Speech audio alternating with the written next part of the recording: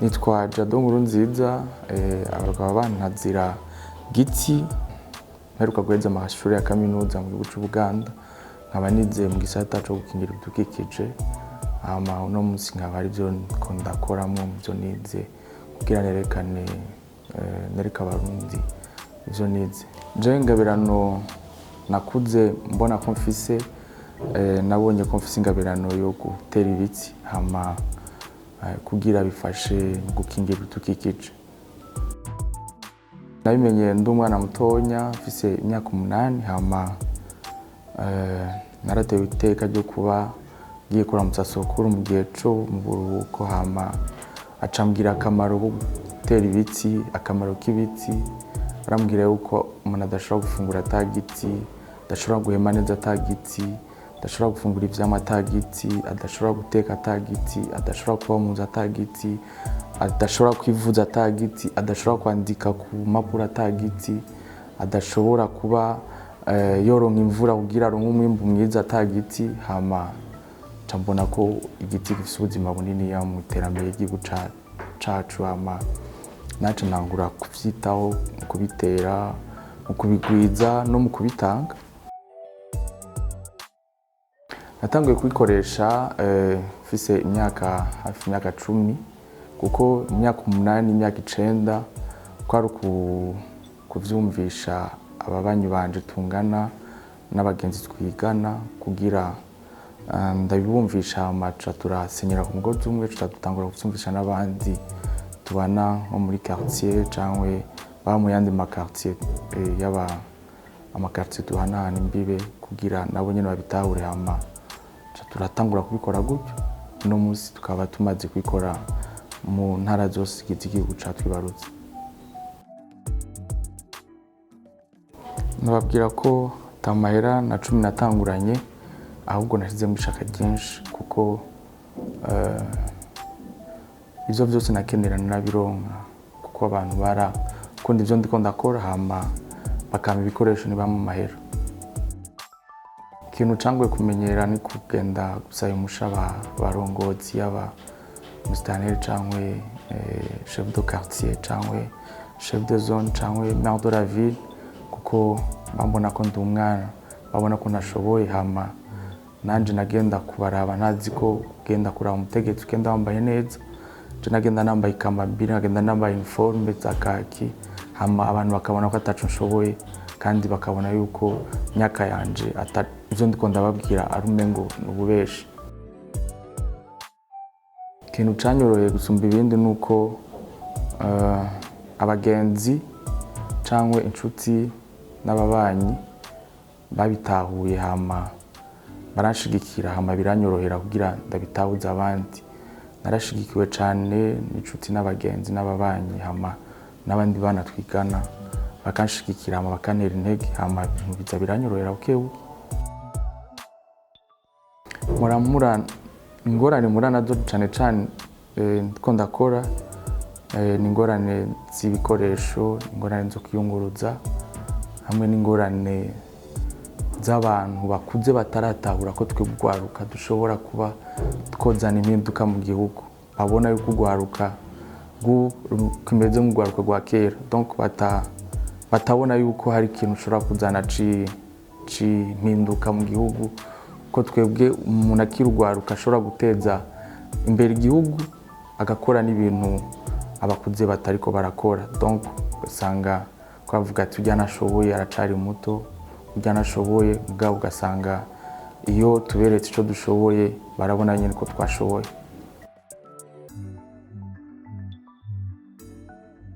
Avantage muri bikorwa vyanje, bwa mbere ndaryoherwa ndenganye ahantu hasa hari nk'ubugaragu, ugasanga hari ibiti, nkarengana nk'ubunye hari izuba, nkicara munsi y'igiti, akaba ari ico natejeyo,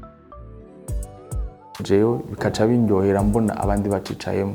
Donc tugatera inkuru, nkabona yuko bicaye mu giti je nateye, munsi y'igiti je nateye, nkabona yuko akazuba katariko karabashikira, nkaca nimvira ati none kubera kino bitera handi kugira abantu bose akazuba nikabafate. Ugasanga nk'ubunya hari umuntu nahaye ibiti atere mu itongo ryiyo cyangwa muri parcelle yiyo cyangwa amashugwe, akaba ariko arabwira abantu uti byaramfashije uno munsi ahantu heza kubera yanerereye amashurwe cyangwa yanerereye ibiti.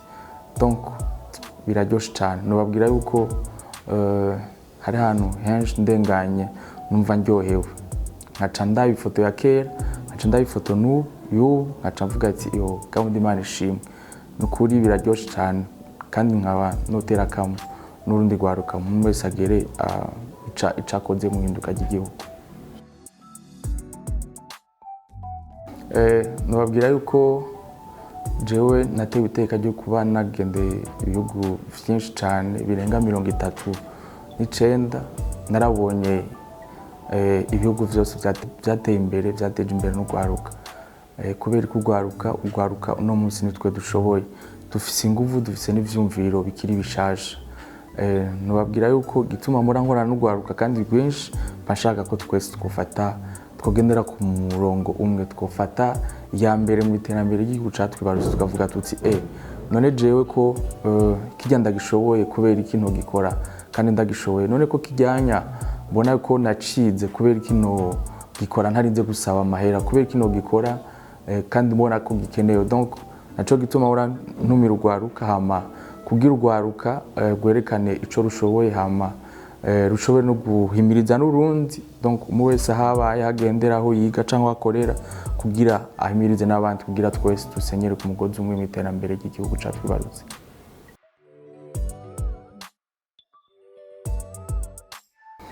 Nivyoroshe na gato mugabo ikintu cyose ni experience. Ikintu cyose ufisemo experience kiragenda neza kuko twebwe tugitangura twatanguye turi bake mugabo uko twagiye turakora niko ibikorwa byagiye biratera imbere, biraba byiza gusumba hama nogira krende ku ba jeune cyangwa ku bantu bose bariko baratunganya ibintu yuko intango nigoye.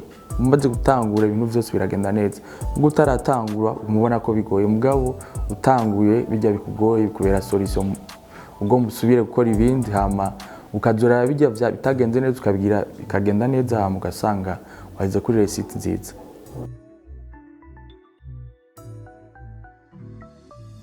Ego nubabwira yuko yaba aho nize, aho mba, bagenzi banje nta kindi babona atari igiti cyangwa protection de l'environnement. Nivyo bambonamo nta n'ibindi, kandi nanje nta n'ibindi nogendamwe kuko ndamaze kubitahura ko ari yo ngabirano yanje. Hama ni naco gituma banyise giti kuko imisi yose turi kumwe n'abagenzi nta zindi nkuru no batera cyangwa nta n'ukundi no bahimiriza kugira bakore ibikorwa biteza imbere igihugu ntabicije mu gutera ibiti. Nivyo nama ndababwira navyo nama ndimwo imisi yose. Nababwira yuko ibikorwa dukora bifise akamaro kanini mu iterambere ry'igihugu cyane gose, kuko atabi ibidukikije bidakingiwe neza nta terambere riza mu gihugu nta na gato, kuko muramaze kubona nk'ubunya nk'ivyabaye mu Gatunguru kwingene abantu bose bahagaritswe n'ubuzima, ubuzima bwahagaze kubera imyuzure yabaye. Murabazi ibintu vyabaye mu Gatumba, ubuzima bwose bw'abanyagatumba bwarahagaze kubera umuzure w'amazi. Nubabwira yuko iyo mubonye umusozi wabomotse uhitana ibintu vyose. Donc novuga yuko ibikorwa byo gukingira udukikije niwe mushinge w'iterambere ry'igihugu. Mu bihugu vyose igihugu kititayeho gukingira udukikije nta terambere rishikako rirama. Jewe vizo yacu cyangwa yiwanje nabo dukorana bose ni kubona Uburundi mu myaka 20 busa na vert, ahantu busa n'icatsi kibisi, ahantu hatari inzu cyangwa ahantu hatari ibarabara cyangwa inzuzi cyangwa hatari bitegwa, yuko ho basa na vert, ho basa n'icatsi kibisi. Iyo ntaba ndumuntu atera ibiti mba ndumuganga. Ikintu nobwira urwaruka ni ikintu gikomeye cyane kuko je narabibayemwo. Nababwira yuko iyo ufise ikintu cyose, nyamba ugenda gukina umupira wa basket ukabona biragenda neza, komereza hajya ufise ubona ugiye gukina umupira wa football ukabona biriko bigenda neza, bandanyiriza hajya. Uriko urakina ninde cyangwa uriko urakina umuco cyangwa uriko urakina sida yarateye ukabona uriko urabikina neza abantu bandaniriza ngaho. Uriko uraririmba ukumva yuko ijwi ryawe risohora neza, bandaniriza ngaho. Iyo uko uratembera ukabona yuko uriko uragira komedi abantu bagatwenga, nobabwira yuko komereza ngaho kuko intango nigoye. Umaze gutangura abantu bakabona ko hari ico ushoboye, ucumbananiza ngaho hama ndi sûr ubandanije ugenda uravyameliora. Donc bigenda biraba vyiza kwingina ugenda urabibamwo. Mugabo utagenda urabibamwo cyane ngo ubikore nta nimwe bigenda biba vyiza. Nobaha akarorero nk'aba joueurs bateye imbere ba Cristiano Ronaldo, ba Eto'o Fils cyangwa ba Didier Drogba batanguriye hasi, mugabo no munsi murabizi ko ari abantu bakomeye cyane. Nobabwira nk'umumama yitwa Wangari Maathai wo muri Kenya, donc yakingiye ibidukikije mu gutera ibiti, yabaye umuntu rurangirana akomeye cyane. Mugabo iyo atatangura ngo abikore ngo abantu abanyakenya babimenye, nobabwira yuko no munsi tutaba tumuzi. Mugabo nobabwira yuko umuntu wese nka Francine Niyonsaba iyo tahaguruka ngo yiruke azarerekana ko ariko ariruka, ave mu Kayongozi ari mu Ruyigi aze ngaha kuri Skyplace agume abandanya agira ama repetition, abandanye yiruka, abantu ntibari kubona ko Francine ashobora kwiruka ngo ashobora guserukira igihugu. Nobabwira yuko ikintu cyose ubona ko arikora kagenda neza kandi ukumva ugikoze ugikunda, bandaniza ngaho nyene hama kuzogushikana kure. Mugabo wicaye ntaco uzovamo kandi ntaco uzofasha n'igihugu. Nobabwira yuko co nosaba leta kugwaruka afise impano zitandukanye nuko abo bashigikira. Biraryoshe gutamba bakurorera, mugabo birababaje gutamba wirorera. Babashigikire kuko sindababesha igihugu cacu gifise ugwaruka rufise impano nyinshi cyane. Jewe narateye iteka ryo kwiga mu gihugu c'Ubuganda, narateye iteka ryo kugenda kwiga mu gihugu c'Ubushinwa. Narabona ko nyine abarundi berekana yuko bafise impano zikomeye cyane. Mu byo usanga babarimo vyose bagerageza kuba abambere. Mugabo ugasanga ngaha abanya mu gihugu ntibariko barabashigikira, ntibariko batera intege, ntibariko barabaha mu byo bakeneye, yaba ari ibikoresho cyangwa ubumenyi, kuko hagiye ubumenyi burakomeye. Nosaba leta yuko yogerageza kugira izira barondera ubumenyi, izira bashigikira, izira babikoresho bakeneye, izira menya intambwe bageze ko, kuko sindakubesha umuntu aguma handi nyene ntashika, mugabo yerekana yuko hari ikintu ari karazana gishasha.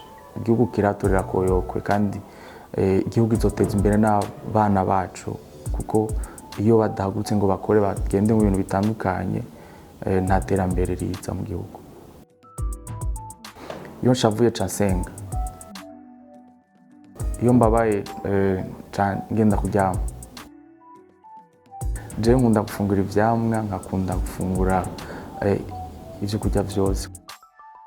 Ndakunda Isanamu TV kuva ikivuka gushika kuri no saha, ndabakurikirana ku munsi amasaha yose, kandi ndakunda ibikorwa vyanyu.